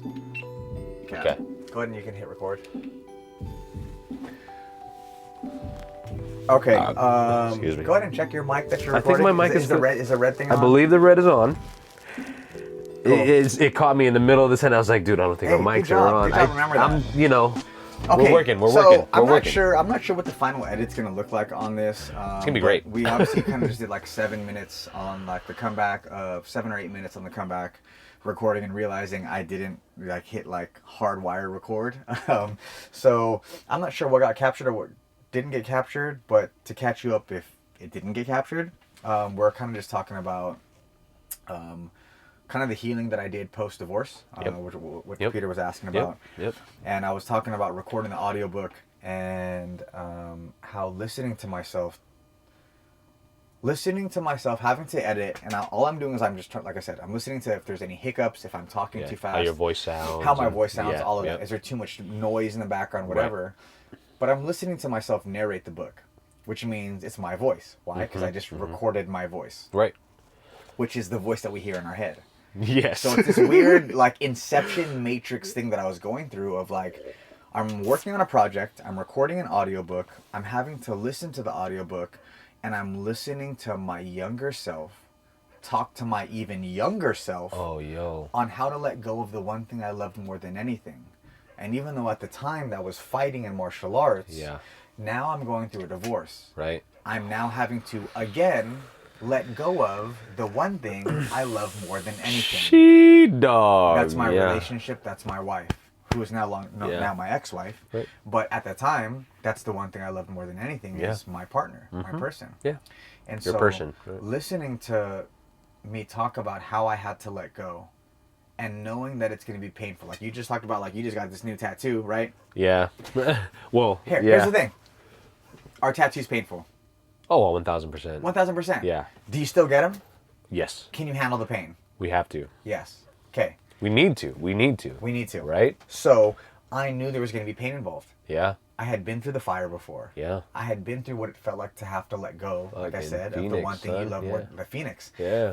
Okay, so talking about the Phoenix. Hit me with it, bro. Because I have a Phoenix. All right. Yeah. I have a Phoenix tattooed on my broken shin, which is what sparked the book of like of this whole spiritual discovery. Totally. Yeah. This is what I wanted to know, bro. That I'm getting moment, now. Yeah. In this moment of going through this divorce, the first sentiment, on top of all the cocktail. It's a cocktail of emotions. Yes. Have you seen fucking Forgetting Sarah Marshall? Yes, Bro, dude. Like, we've got some complaints about someone crying in the Kapua scene. I think it's someone above me. They're like, no, motherfucker, you are the highest thing. That, bro. Right. Motherfucker. Dog, I was motherfucker. That. I am him. I am him.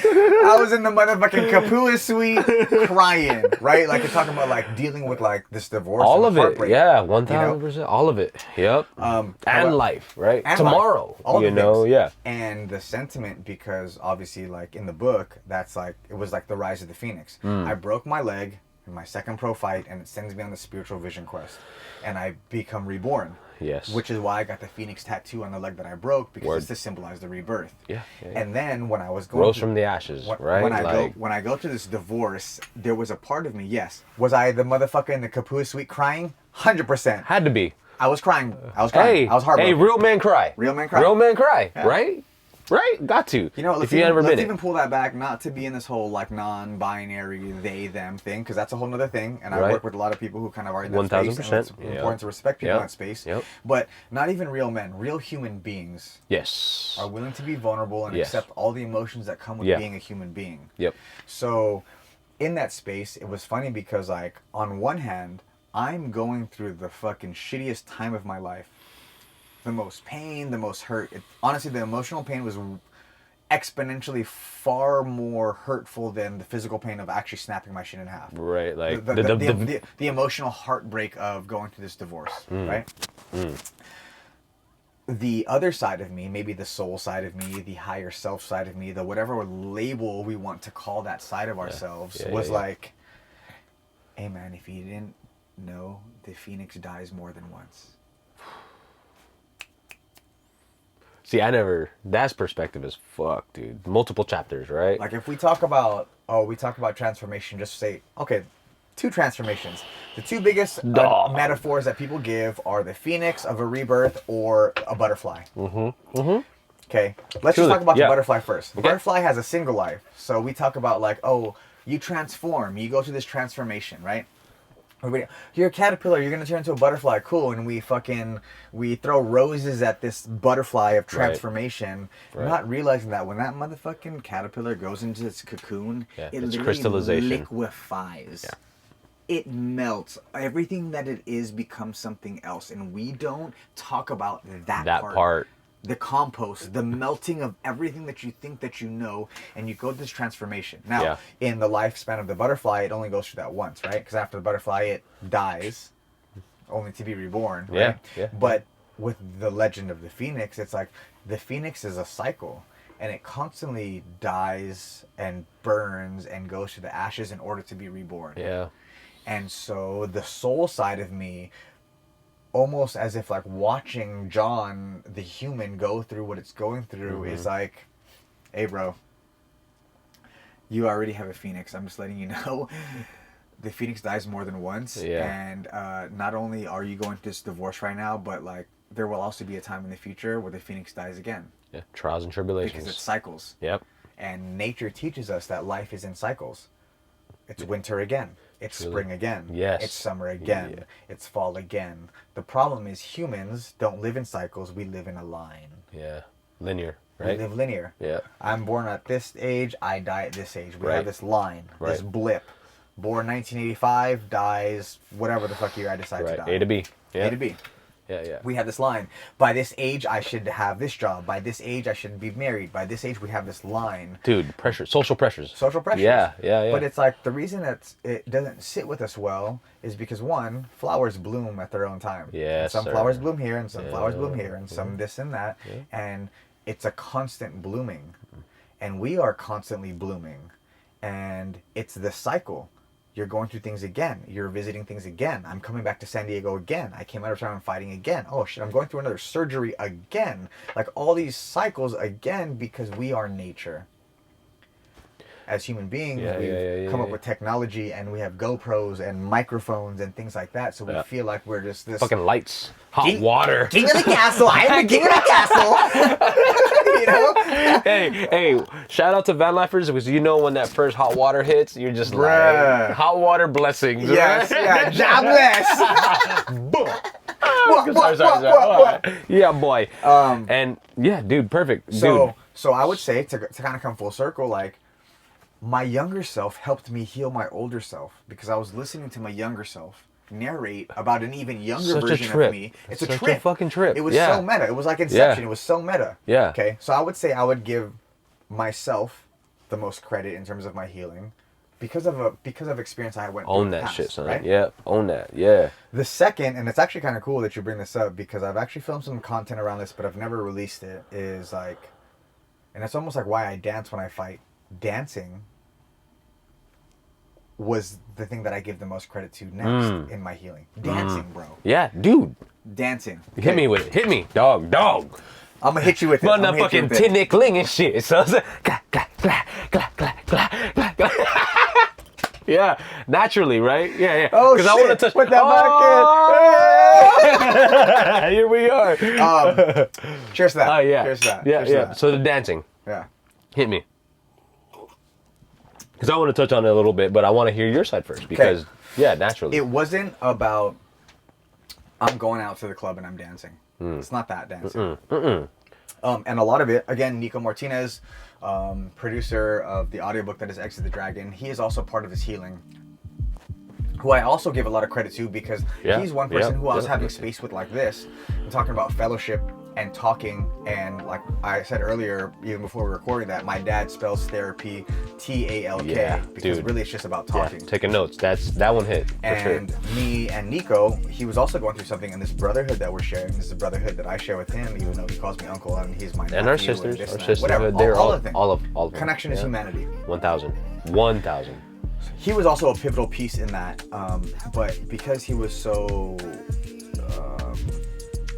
meshed in with the genre of music, right? He's a music producer. Okay. He produced my audiobook. But he was all things audio. Like, it wasn't just one No, thing. Yeah, bro, if dude, this was master the Naruto, craft. Sound Village Master, dog. Sound Village Master, dog. You know what I mean? He got the headband and everything. I was He learning stays with the some- crown. Yeah. Right, because we talk about, okay, now I'm going to tangent, I'm going to come back. We talk about, Hit me. Yeah, we yeah, talk yeah. about sound frequency. Right? Yes. Even when you were doing body work on me, you were putting on certain frequencies because Yes. you were tapping into certain energies. Yes.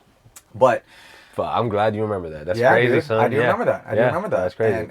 And the reason that dancing healed me is because he was introducing me to music, and my body wanted to move to the music because what was happening is my body was freeing the energy. Yep. I couldn't talk about it, but like somehow, and there's a thing called ecstatic dance. I haven't done much research in it, Yeah. but it's about like just allowing the, like, as if like the primalness of the drum to just like Just allow it to come out of you. Your rhythm, right? And there was also a book that I was reading, and I came to it multiple times. I've been introduced to this multiple times. Do you know Abraham Hicks? Esther Hicks, Jerry Hicks? Probably just. Okay, we're We'll about find to it get, a little we're bit. about No, to get ultra no, we'll do a hippie little. dippy. Yeah, We're about no, to get ultra hit hippie me. dippy I'm here with it. I got Because Buck that's Rebecca. Okay. Yeah. Esther Hicks, married to a dude named Jerry Hicks. She channels the energy or consciousness that is known as Abraham Hicks. Okay. Okay, that is us. That is consciousness, whatever. And in talking about healing and frequency and energies and sound and all these things, that's Totally like, comfortable talking with you about that. Yeah. there is nothing. One of the things she talks about is like, Stop recording. Hit him with it. One of the things she talks about, Hicks. yep. One of the things she talks about is like, there's nothing more important than feeling good. Because feeling good is a high frequency. Yeah. You know, she talks about like gratitude and happiness. Like, there shouldn't be a reason. You're just choosing this energy. You're choosing this frequency.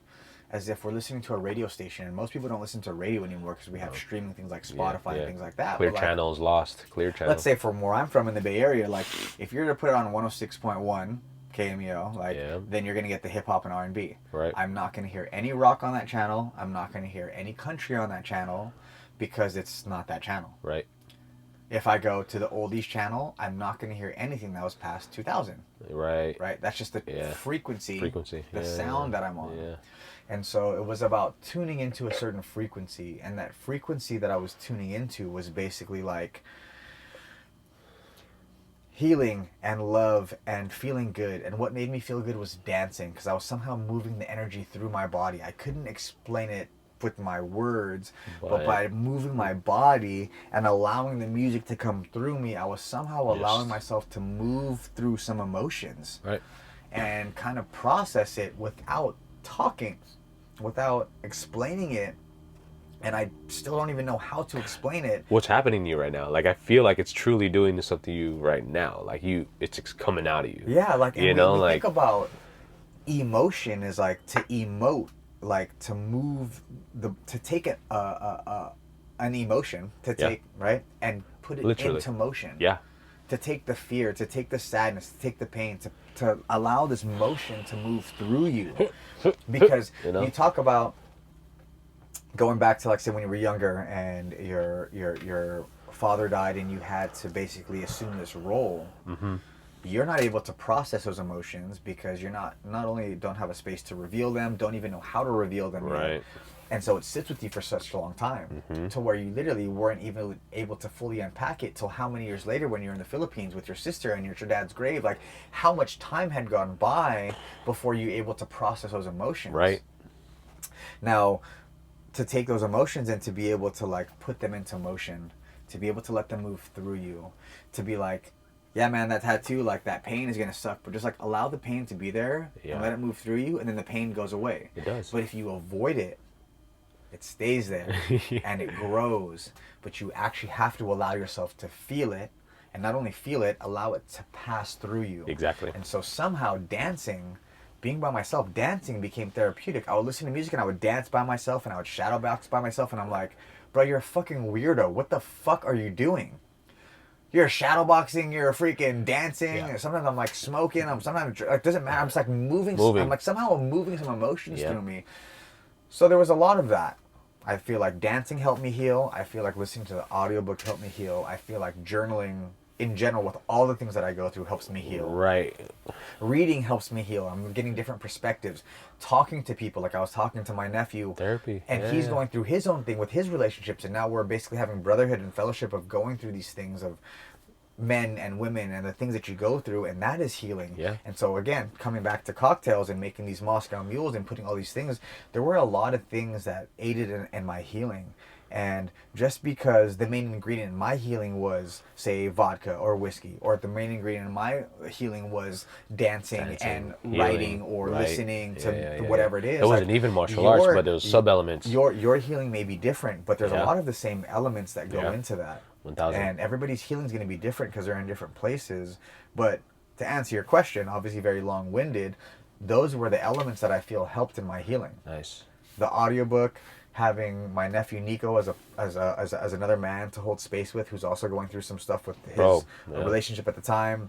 That's humility, dancing, right? Yeah, dancing, being able to be vulnerable, right? Allowing the emotions to move through my body, holding space for myself, holding grace. Talking to myself like it was like my inner child. Like if I was talking to a child, ooh, yeah, dog, yeah. If I'm talking to a child, for real, and they make a mistake, what do you tell a child? Like, it's okay, like you're gonna make mistakes, like you'll get better at it. Gonna hurt. Don't worry about it. Yeah. But as an adult, you're like, bro, you don't fucking know already. Yeah. And we like, oh, yeah, you're right. Leave it there, right? Like, yeah, you know what I mean? Like, even though, like, why are you crying or this and that? Like, but if I show up for myself as if it's like I'm holding space for my inner child, that helped me heal. Yeah. I gave myself the space and the grace to heal. Yes. I didn't say you have to move on to this, go do that. Oh, well, I'll just feel better if I jump into another relationship, or okay, I'm gonna go jump into this job, or I'm just gonna be this very successful person. Which a lot of people do. That's why I laugh. You know, a lot of people do. Yeah, it's the thing to do, right? These days and age. We run as Americans. We run from the work because the work is scary. The work is scary because the work is by yourself. Yeah. But truly, when you are by yourself, right? Because even though we can talk, and that's part of the healing, right? At the end of the day, you're still by yourself. The one person you're going to be with for the rest of your life is yourself. Not your mom, not your dad, not your best friend, not your cousin, not your brother, not your wife, not your husband, not your kids. There's only one person you're going to be with your entire life, and that's yourself. And most people are scared to be with themselves. Yes, truly, you know, truly. And dude, you touched all those elements, and I'm glad I now have more notes in a notebook, because like, dude, to touch off what you're saying is like, I am there still. Like at night when I get off of work, I walk the beach and I just throw on a tune. And dude, I caught myself one time just dancing to myself walking down the boardwalk, and I was like, yo, I don't give a fuck. Like when you get past that I don't give a fuck and you don't seem like a fool to yourself. Cheers to not giving a fuck. You know, like dancing by yourself. Sometimes that's all it takes. That's all it takes. Whatever you got to do. But what he's saying is, and what I'm saying too, and what we're both saying is like, if you could dance with yourself and try to look for a partner the whole time, you know, get your back up off the wall, you know, dance, come on. You know, like, exactly. You know, sometimes you'd be scared. You know, was that function in 6th grade, or even right now when you try to learn how to ballroom dance, you know, like it's you got to dance with yourself and not need a partner, and just know that you truly do have yourself to your own rhythm. Right? Because the music's gonna hit a lot of people. You go to a show and everyone's dancing to their own rhythm. There's some that you are on the same frequency with. You're like 1, 2, 3, 4, 1, 2. But then there's other people that are like way off and have that half step in there or something. But it's just when you can do it with yourself and just attract that rhythm around you. I think that's just like true synchronicities. You know what I'm saying? Like shit just fucking opens up. Like gates open up for you or whatever. Like angel numbers, whatever you believe in. Like. Shit just truly happens, and then we truly have to it for ourselves. You know, we have to have it happen for ourselves. Yeah. Because if not, who else? Right. You know, to that true subject. Just like you said earlier, who's gonna save you but yourself? Yeah. Who's gonna hold space for you? You lay your head down at night. Who you got? Who is doing that? You know. Just you. No. Yeah. That. And, it is just us. Man. It's just us. And yes. Thank you for sharing that. You're welcome. Truly, man. Dude. Like, this was the stuff I wanted to ask, you know, but I didn't know what kind of space I was at 2 years ago, you know, but now that we have a common ground in that, and like, you know, my vision, you know, the previous engagement and just all that, like, because it was that, bro. Like, we named our dog Kuya, which means big brother in Filipino, because he was supposed to be big brother to his next sibling. you know, because I had that vision. I wanted a kid. I wanted the land. I wanted a house. So I went to Maine. I was going to go build that shit, like, on my own. Peter, you know, the foundation of something, at least. The foundation of Jesus' teaching, because that was my first. You know, and then religion came, and we talk about this, you know, Rasta, Buddha, you know, the true artist within oneself, right? Because, you know, like, Jesus himself, bro, like, whether you believe it or not, Buddha, whoever you believe in, someone you believe in, whether you be a Satanist or whatever you fucking believe in, they had to start somewhere. Yeah. But truly, I believe in street prophets, because if you ain't in the streets and you in a 4x4 doing some shit, like, you really ain't out there being prophetic. You know, like, you ain't out there preaching what you preach.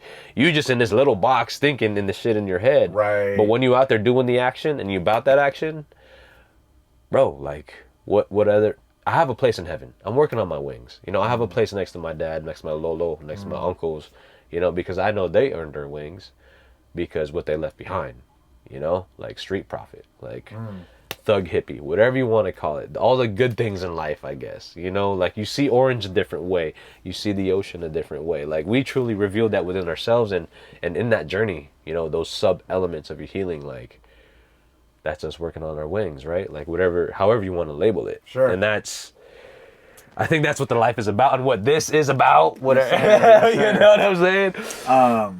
Okay, we can obviously keep talking forever. 1,000. I will run out of batteries.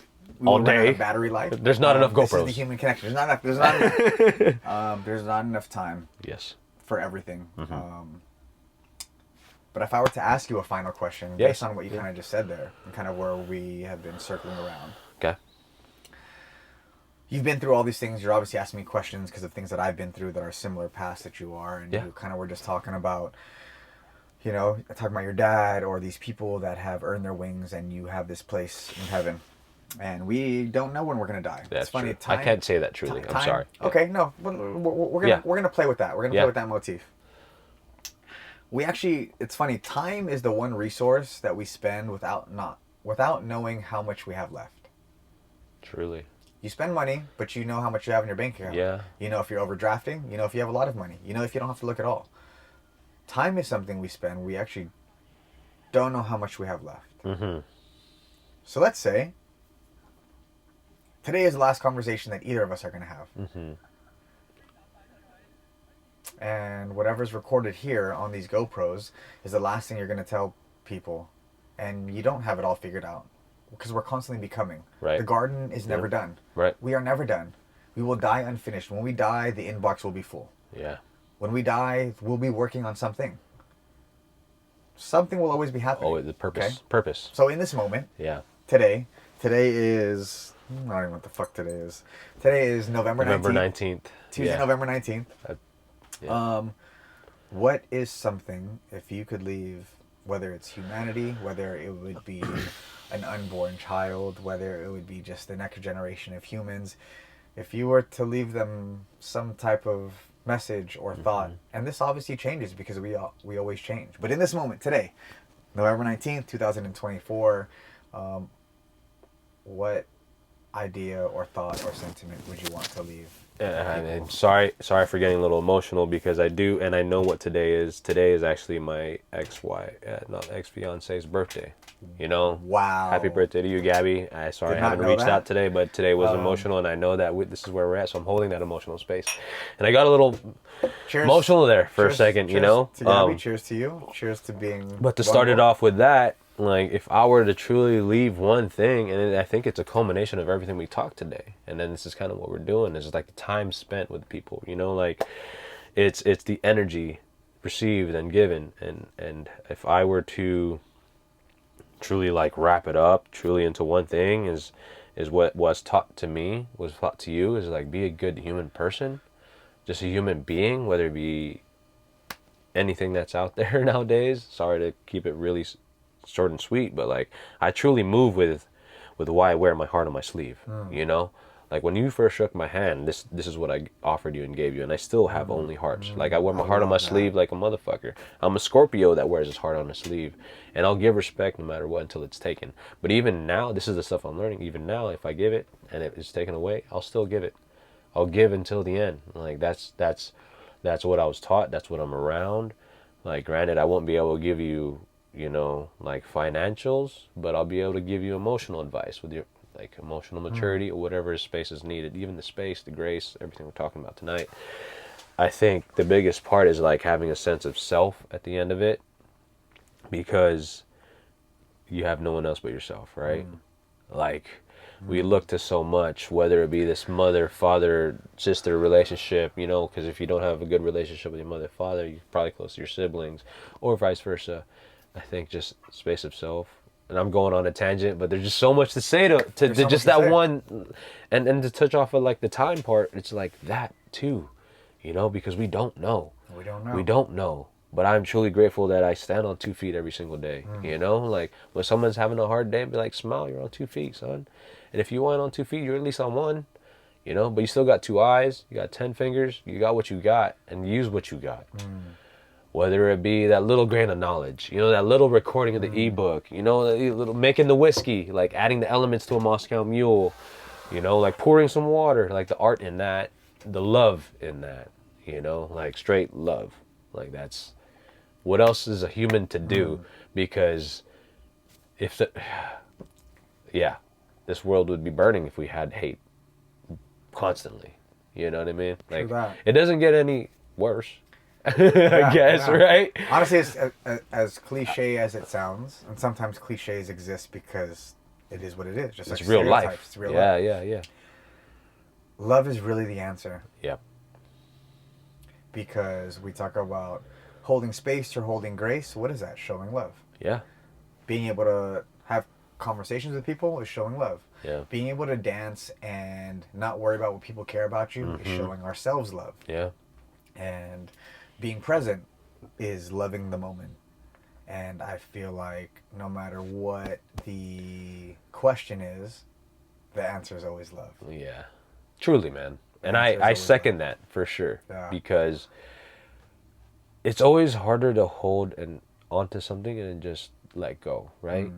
You know? That lash of holding on. I'm like, I'm gonna be mad for so long, but it's just like, oh, the tension. But when you let go and then you let love, it's light. You know, there's light at that. And it's just that sense of relief. It's just, you everyone feels it, you know, when you're in rush hour and you're white knuckling the fucking steering wheel. But you let go, you know you're in traffic, you'll be all right. As long as you get to A to B.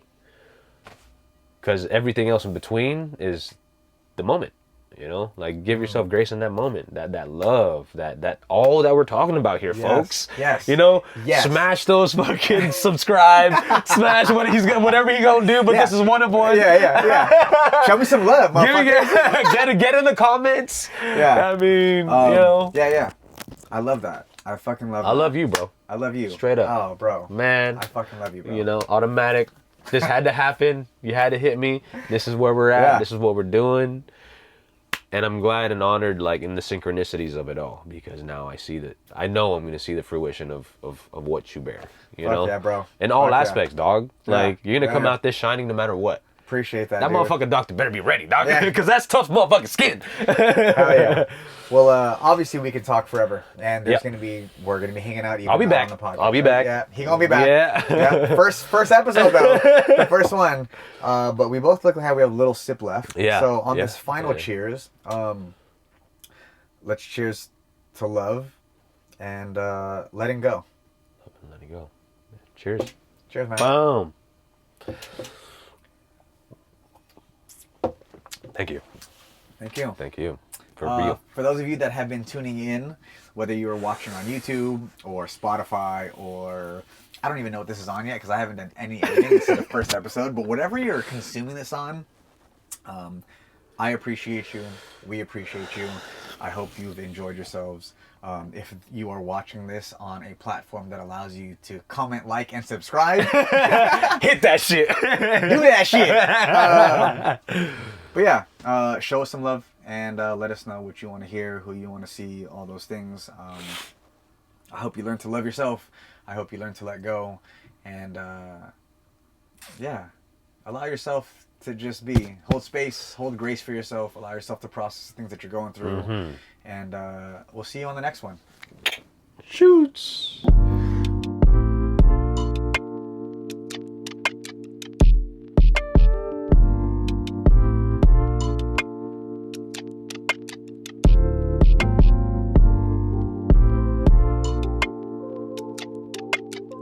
Okay, so we just finished the podcast right here. I'm still Empty here glasses, with our computer. empty Empty glasses. Yeah, we just cheers, right? We just cheers. But to kind of show you where we're at, we're gonna let you know. Yeah, let's fucking go ahead. Yeah. You can slide down. Yeah, there. I'll do that. This Yeah. door? Yeah, you can go ahead and open that. I'll let you do The honors. Here we go. Yes, sir. It is nighttime already. We are at Kate Sessions Park. There's Appa. You can't see shit, dog. You can't see anything, but there's a bunch of lights. I see the lights of Dago. But we are at Kate Sessions. Come up You here can't- sometime. Yeah, you can't see. You It's can't see dark. me. It's I'm dark as brown. fuck. we ain't got no lights. I didn't plan for that. I didn't plan for the no lights action. We're coming back into the van, but we are at Kate Sessions in Pacific Beach. And this is what it is. Thanks for tuning in. Episode 1.